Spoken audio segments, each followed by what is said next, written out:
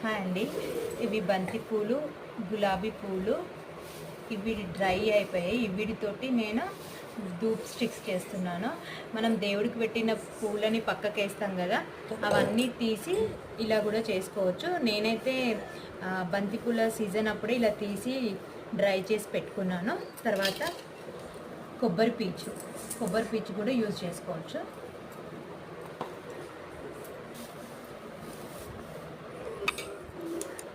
ఇలా ఆర్తికపురం బిళ్ళలు, గంధము, గుగ్గిలము మూడే వేసి మిక్స్ పట్టుకుంటున్నా.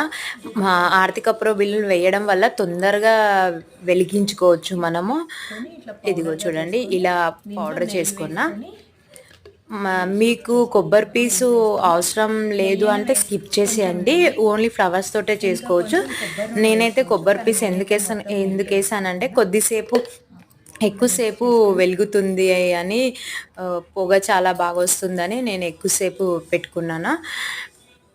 అలా మీకు అవసరం లేదు అంటే స్కిప్ చేయొచ్చు. ఇలా చిన్న చిన్న బిళ్ళలు చేసి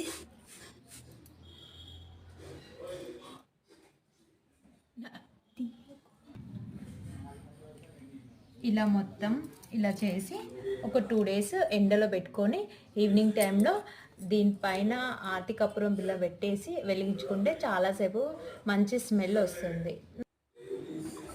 చూసారండి ఎంత బాగా వెలుగుతుంది. ఇట్లా మీకు డైరెక్ట్ వెలగలేదనుకోండి, ఒక ఆర్తికపురం బిళ్ళ దీనిపైన పెట్టి వెలిగించండి. చూసారా, ఇది వెలుగుతున్న కొద్దీ కొంచెం పొగ ఎక్కువగా వస్తుంది. ఇట్లా ఇంట్లోనే మనం ఇలా ఫ్లవర్స్ తోటి ఇలా రెడీ చేసుకోవచ్చు. ఈ వీడియో కానీ మీకు నచ్చినట్టయితే లైక్ చేసి సబ్స్క్రైబ్ అండి. Thank you.